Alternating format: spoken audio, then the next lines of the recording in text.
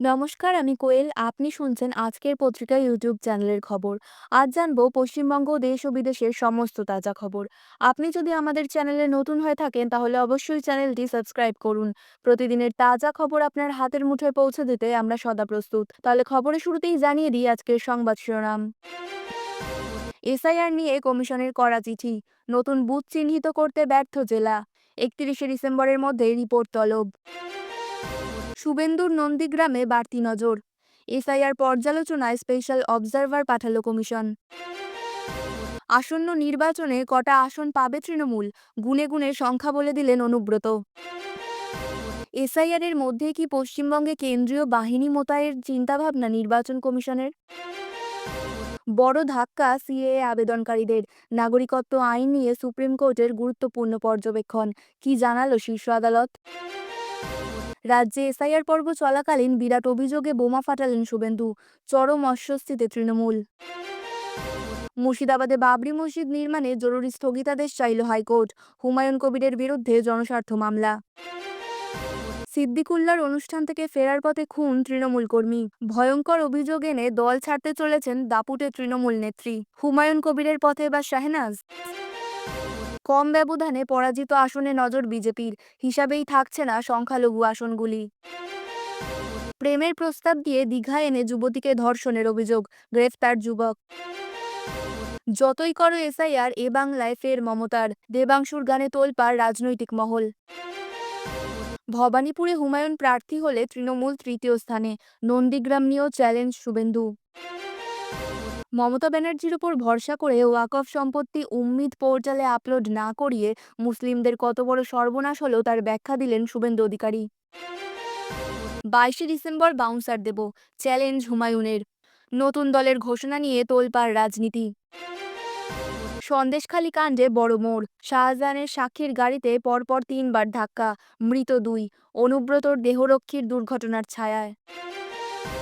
এখন অনেক বুঝেছে ওরা, হাত কামড়াচ্ছে তৃণমূল। বহিষ্কৃত হয়েও চ্যালেঞ্জ ছুড়লেন হুমায়ুন কবির। ওয়াকফ বিলের বিরুদ্ধে কেন্দ্র সরকারকে এবং মুসলিমদের সাথে বিশ্বাসঘাতকতা করে ওয়াকফ আইন চালু রাজ্যে। মমতার দ্বিচারিতার বিরুদ্ধে হটুগঞ্জে ধর্মীয় সভা থেকে হুঁশিয়ারি পীরজাদা আব্বাস সিদ্দিকীর। এসএসসি মামলায় হাইকোর্টে তুলকালাম। প্যানেল ও তালিকা নিয়ে বড় মোড়। জানুয়ারিতে চূড়ান্ত ফয়সালা। আদালতে যাওয়ার পথে জখম শাহজাহান মামলার সাক্ষী। জেলে বসেই খুনের ছক, ফাঁস বিস্ফোরক তথ্য। বিল পাস বিধানসভায়। এই রাজ্যে 3 গুণ বেতন বাড়ছে মুখ্যমন্ত্রী থেকে বিধায়ক স্পিকার সবার। বয়স 25 মানেই মহিলাদের উদ্দেশ্যে অশালীন মন্তব্য। অনিরুদ্ধ আচার্যের বিরুদ্ধে মামলা নিল আদালত। পরপর 2টি দুর্ঘটনা কলকাতায়। বাইপাসে মৃত্যু বাইক আরোহীর। রেড রোডে ল্যাম্পপোস্টে ধাক্কা গাড়ির, আহত বাবা ছেলে। পুলিশি ছাত্রকে অপহরণ করে মিথ্যে মাদকের মামলা দিল। হাইকোর্টে প্রমাণ হতেই সাসপেন্ড 6 পুলিশকর্মী। ধর্ষণের চেষ্টা, ব্যর্থ হয়ে 6 বছরের নাবালিকার গোপনাঙ্গে লোহার রড ঢোকালের অভিযুক্ত। পাশাপাশি থাকা 2টি বিল্ডিং ভেঙে পড়ল হুড়মুড়িয়ে। অন্তত 19 জনের মৃত্যু মরক্কোয়ে, জখম আরও 16। নেহেরু ইন্দিরার আমল দেখেছে ভোট চুরি। সংসদে রাহুলকে আক্রমণে অমিত শাহ। স্বচ্ছ ভারত বেটি বাঁচাওয়ের টাকা গেল বিজেপির পকেটে। আরটিআইয়ে ফাঁস ভয়ঙ্কর তথ্য। বিজেপি নাড্ডা ও শাহজাহানের বিরুদ্ধে গুরুতর অভিযোগ। কি বললেন সাংবাদিক? ইন্ডিগো বিপর্যয়ের জন্য প্রকাশ্যে ক্ষমা চাইলেন বিমানমন্ত্রী। প্রয়োজনে সংস্থার সিইওকে বরখাস্ত করার হুঁশিয়ারি। বায়োমেট্রিক প্রোফাইলিংয়ের পথে উত্তরপ্রদেশ। অবৈধ অনুপ্রবেশ রুখতে যোগীর কড়া পদক্ষেপ। মৃত্যু মিছিল। মাঝ আকাশে ভেঙে পড়ল রাশিয়ার সামরিক বিমান। ইউক্রেনের অন্তর্ঘাত। রোজ রোজ বোমাবাজি, ধর্ষণ। নিরাপদ সুইডেন এখন আতঙ্কের আরেক নাম। ভারত থেকে ফিরেই পুতিনের বড় বার্তা। ডোনাল্ড ট্রাম্পের অস্বস্তি বাড়ল।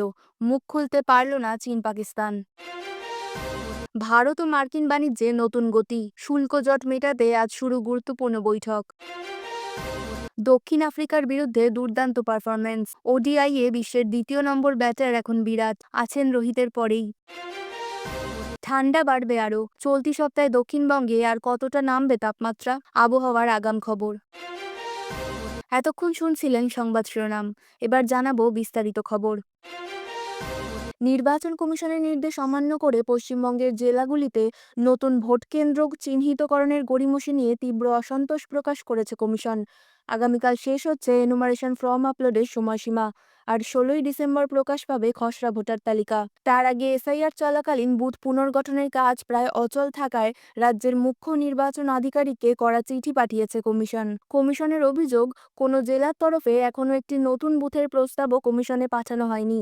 আগেই নির্দেশ দেওয়া হয়েছিল কোনো বুথে ভোটার সংখ্যা 1200 ছাড়ালে নতুন বুথ করা বাধ্যতামূলক।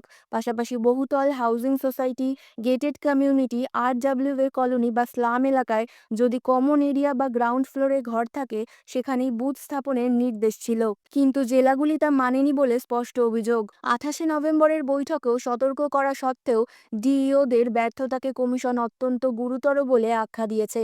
আরপি অ্যাক্টের 25 নম্বর ধারা অনুযায়ী স্ট্যাটুটরি দায়িত্ব পালনে জেলাগুলি ব্যর্থ, এমন মন্তব্যও করা হয়েছে। ফলে সিদ্ধান্ত হয়েছে এবার ড্রাফট রোল প্রকাশ হবে আগের বুথ বিন্যাস অনুযায়ী। তবে 16ই ডিসেম্বরের পরে সব ডিইওকে আবার সমীক্ষা করে বহুতল, গেটেড কমিউনিটি ও স্লাম এলাকায় অতিরিক্ত বুথের প্রয়োজন খতিয়ে দেখতে হবে। 31শে ডিসেম্বরের মধ্যেই নতুন বুথ সংক্রান্ত পূর্ণাঙ্গ রিপোর্ট জমা দেওয়া বাধ্যতামূলক। এরপর কমিশনের অনুমোদন সাপেক্ষে চূড়ান্ত তালিকার আগে পুনর্বিন্যাস করা হবে। একদিন আগেই কোচবিহারের সভা থেকে ফের একবার এসআইআর নিয়ে সুর চড়াতে দেখা গিয়েছিল মুখ্যমন্ত্রী মমতা বন্দ্যোপাধ্যায়কে। ফের একবার সোচ্চারে বলেছিলেন কোনোভাবেই বাংলায় ডিটেনশন ক্যাম্প করতে দেবেন না। এবার হুঙ্কার শোনা গেল অনুব্রত মণ্ডলের গলায়। বলেন এসআইআর এর নামে এনআরসি করতে দেব না। ফের একবার মমতার প্রশংসায় পঞ্চমুখ হতে দেখা গেল তাকে। বললেন 230 থেকে 235 আসনে জয়লাভ করে 26-এর নির্বাচনের পরে আবার মুখ্যমন্ত্রী হবেন মমতা।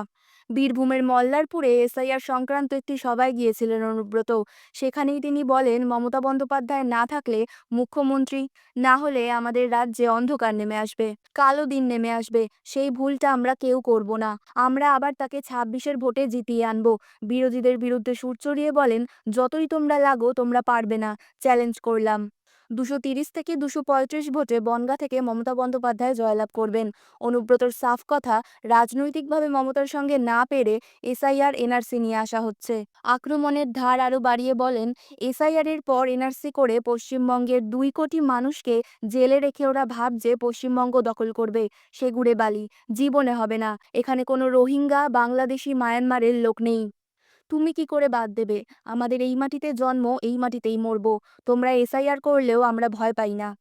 প্রসঙ্গত, হাতে আর একদিন, এর মধ্যেই এনুমারেশনের যাবতীয় প্রক্রিয়া শেষ হতে চলেছে। নির্বাচন কমিশন কর্তৃক শেষ পাওয়া আপডেট বলছে এখনো পর্যন্ত মোট 57,01,548 ফর্ম আনকালেক্টেড রয়েছে, যার মধ্যে মৃতের সংখ্যা 24,08,574। ফলে এসআইআর এর খসড়া তালিকা প্রকাশ হলে বাদ যেতে পারে এই বিশাল সংখ্যক নাম। জেলা প্রশাসনের অনুমতি ছাড়াই মুর্শিদাবাদের ভরতপুরে বাবরি মসজিদ নির্মাণের কাজ শুরু করেছেন তৃণমূল থেকে বহিষ্কৃত বিধায়ক হুমায়ুন কবির। এই নির্মাণ কাজ অবিলম্বে বন্ধের নির্দেশ চেয়ে বুধবার কলকাতা হাইকোর্টে একটি জনস্বার্থ মামলা দায়ের করা হয়েছে। আগামী সপ্তাহে মামলাটির শুনানির সম্ভাবনা রয়েছে। সাম্প্রদায়িক সম্প্রীতি ও মৌলিক অধিকার লঙ্ঘন। মামলাকারীর প্রধান বক্তব্য, বাবরি মসজিদ নামের সঙ্গে অযোধ্যার বাবরি মসজিদ, রাম জন্মভূমি বিতর্কের যোগ রয়েছে। ফলে এই নির্মাণ রাজ্যের সাম্প্রদায়িক সম্প্রীতির পরিবেশ নষ্ট করতে পারে এবং সামাজিক অস্থিরতা তৈরি করতে পারে। এছাড়াও জেলা প্রশাসনের অনুমতি না নিয়ে কিভাবে এই নির্মাণ কাজ শুরু হলো তা নিয়েও প্রশ্ন তুলেছেন মামলাকারীর অভিযোগ, হুমায়ুন কবিরের এই পদক্ষেপ ভারতীয় সংবিধানের 14, 21 ও 25 নম্বর ধারায় প্রদত্ত মৌলিক অধিকার লঙ্ঘন করবে। তাই এই নির্মাণ কাজে অবিলম্বে আদালতের স্থগিতাদেশ চাওয়া হয়েছে। জনস্বার্থ মামলাটি ভারপ্রাপ্ত প্রধান বিচারপতি সুজয় পালের বেঞ্চে দায়ের হয়েছে। আগেও হস্তক্ষেপ করেনি আদালত। উল্লেখ্য, 6ই ডিসেম্বর বাবরি মসজিদ ভাঙার দিনেই এই মসজিদের ভিত্তিপ্রস্তর স্থাপন ঘিরে বিতর্কিত মন্তব্য করেছিলেন হুমায়ুন কবির। এই ঘটনার ঠিক আগে 4ই ডিসেম্বর তাকে তৃণমূলের শীর্ষ নেতৃত্ব বহিষ্কার করে। এর আগে অপ্রীতিকর ঘটনা এড়াতে এই অনুষ্ঠান বাতিলের আর্জি জানিয়ে হাইকোর্টে আরেকটি জনস্বার্থ মামলা দায়ের হয়েছিল। সেই মামলায় আদালত আলাদা করে হস্তক্ষেপ না করলেও রাজ্য প্রশাসনকে কড়া হাতে শান্তি শৃঙ্খলা বজায় রাখার নির্দেশ দিয়েছিলেন ভারপ্রাপ্ত প্রধান বিচারপতি সুজয় পাল ও বিচারপতি পার্থসারথী সেনের ডিভিশন বেঞ্চ। এই শুনানিতে কেন্দ্রীয় সরকারের তরফে জানানো হয়েছিল ওয়াকফ সংশোধনী আইনকে কেন্দ্র করে অশান্তির পর সংবেদনশীল এলাকাগুলিতে ১৯ কোম্পানি সিআইএসএফ মোতায়েন রয়েছে। রাজ্য আইন শৃঙ্খলা বজায় রাখতে তৎপর বলে জানিয়েছিল। এরপর আদালত আর কোনো নির্দেশ দেয়নি। সেই একই বেঞ্চে এবার নতুন করেই জনস্বার্থ মামলা দায়ের হলো। হুমায়ুন কবিরের অঙ্গীকার। বহিষ্কৃত বিধায়ক হুমায়ুন কবির বেশ কিছুদিন ধরেই সংবাদ মাধ্যম এবং সোশ্যাল মিডিয়ায় বাবরি মসজিদ নির্মাণ নিয়ে বিতর্কিত মন্তব্য করে চলেছিলেন। তিনি অঙ্গীকার করেন, শহীদ হতে হলেও তিনি এই মসজিদ নির্মাণ করবেন। এই আবহে তিনি জানিয়েছিলেন, ফেব্রুয়ারির প্রথম সপ্তাহে মুর্শিদাবাদের বেলডাঙায় মসজিদ নির্মাণের কাজ শুরু হবে এবং তার একদিন আগে ১ লক্ষ কণ্ঠে কোরআন পাঠ হবে। এখন হাইকোর্টের স্থগিতাদেশের আর্জির প্রেক্ষিতে মামলার ফলাফলের দিকেই নজর সকলের। আইসিসি ওডিআই র্যাঙ্কিংয়ে ২ ধাপ উঠে দ্বিতীয় স্থানে ফিরলেন বিরাট কোহলি। দক্ষিণ আফ্রিকার বিরুদ্ধে প্লেয়ার অব দ্য সিরিজ হওয়ায় রেটিং বেড়েছে তার। ৩ ম্যাচে কোহলির মোট রান ৩০২, গড় ১৫১, দুটি টন ও শেষ ম্যাচে অপরাজিত ৬৫। তালিকার শীর্ষে আছেন রোহিত শর্মা, যিনি সিরিজে দুটি অর্ধশতরান সহ ১৪৬ রান করেছেন। রোহিতের রেটিং ৭৮১, কোহলির ৭৭৩। ব্যাটারদের তালিকায় ২ ধাপ উঠে ১২ নম্বরে এসেছেন অধিনায়ক কেএল রাহুল। বোলিং র্যাঙ্কিংয়ে ৩ ধাপ এগিয়ে তৃতীয় স্থানে কুলদীপ যাদব, যিনি সিরিজে সর্বোচ্চ ৯ উইকেট নিয়েছেন। টি-২০ র্যাঙ্কিংয়ে দক্ষিণ আফ্রিকার ডেওয়াল্ড ব্রেভিস প্রথম ম্যাচে ২২ রান করে ব্যাটারদের সেরা ১০-এ উঠে ৮ নম্বরে। টেস্ট র্যাঙ্কিংয়ে মিচেল স্টার্ক অ্যাশেজে পরপর দুটি ম্যাচে সেরা খেলোয়াড় হয়ে ৩ ধাপ এগিয়ে বোলারদের মধ্যে তৃতীয়। টেস্ট ব্যাটারদের তালিকায় জোরুট শীর্ষে, তারপরে উইলিয়ামসন ও স্মিথ। তাপমাত্রার পারদ সামনে নামছে রাজ্যে। ডিসেম্বরে এসে জোরসে কামড় বসিয়েছে শীত। আবহাওয়া দফতর বলছে, আপাতত একই রকম আবহাওয়াই থাকবে। দক্ষিণবঙ্গে ঠান্ডা আরও কিছুটা বাড়ার সম্ভাবনা রয়েছে চলতি সপ্তাহে। তবে তাপমাত্রার বড়সড় হেরফের হবে না এখনই। মোটের ওপর একই রকম থাকবে তাপমাত্রা। দক্ষিণবঙ্গে ভরপুর ঠান্ডার আমেজ। আগে লা নিনার প্রভাবের কথা জানিয়েছিল হাওয়া অফিস। তবে এখন আবহাওয়া দফতর জানিয়েছে, লা নিনার প্রভাবে যে ভয়ানক ঠান্ডার পূর্বাভাস ছিল তা এখন আর নেই। ফলত শীত স্বাভাবিকই থাকবে। আবহাওয়া দফতর বলছে, আগামী কয়েকদিন বঙ্গোপসাগরে ঘূর্ণাবর্ত বা নিম্নচাপ অঞ্চল নেই কোনো। বৃষ্টিরও সম্ভাবনা নেই। গোটা রাজ্যে আপাতত শুষ্ক থাকবে আবহাওয়া। দক্ষিণবঙ্গের বীরভূম, বাঁকুড়া, পূর্ব বর্ধমান, পশ্চিম বর্ধমান, মুর্শিদাবাদ, নদিয়া, হাওড়ার জেলাগুলিতে শীত স্বাভাবিকই থাকবে। কিছু কিছু জেলায় তাপমাত্রার ১০ ডিগ্রিতে নেমে যেতে পারে চলতি সপ্তাহে। পশ্চিমের জেলাগুলিতে তাপমাত্রা ১০ ডিগ্রির নিচে নেমে যেতে পারে। কলকাতার সর্বনিম্ন তাপমাত্রা ১৫ ডিগ্রি সেলসিয়াসের আশেপাশে ঘোরাঘুরি করছে। আপাতত তাপমাত্রা একই রকম থাকবে। এদিন কুয়াশার প্রভাব কিছুটা কম ছিল। হাওয়া অফিস বলছে, কলকাতা সহ হুগলি, উত্তর ২৪ পরগনা, দক্ষিণ ২৪ পরগনা, পূর্ব মেদিনীপুর, পশ্চিম মেদিনীপুর, ঝাড়গ্রাম, পুরুলিয়া, বাঁকুড়া, পূর্ব বর্ধমান, পশ্চিম বর্ধমান, বীরভূম, মুর্শিদাবাদ এবং নদিয়া সহ জেলাতেই কম বেশি কুয়াশা লক্ষ্য করা যাবে ভোর ও সকালের দিকে। তবে কোথাও সতর্কতা জারি নেই। এক নজরে উত্তরের আবহাওয়া। উত্তরবঙ্গে ঠান্ডার পাশাপাশি ভোগাচ্ছে কুয়াশা। উত্তরবঙ্গের জলপাইগুড়ি, আলিপুরদুয়ার, দার্জিলিং, কালিম্পংয়ে ঘন কুয়াশার জেরে দৃশ্যমানতা ৯৯৯ থেকে ২০০ মিটার পর্যন্ত নেমে যেতে পারে।